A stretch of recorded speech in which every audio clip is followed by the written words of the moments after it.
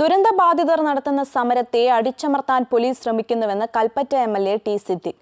സമാധാനപരമായി നടക്കുന്ന സമരത്തെ തകർക്കാൻ പോലീസ് ശ്രമിച്ചു. സർക്കാരിന്റെ അനാസ്ഥയ്ക്കെതിരെയാണ് സമരമെന്നും ടി സിദ്ദിഖ് എംഎൽഎ പറഞ്ഞു.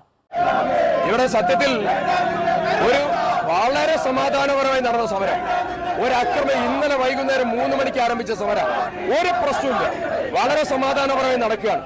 7 മാസക്കാലമായി ജനം അവരുടെ വിഷമം താങ്ങുകയാണ്. 7ാമത്തെ മാസമാണ് ഞങ്ങൾ സമരത്തിനിറങ്ങിയത്.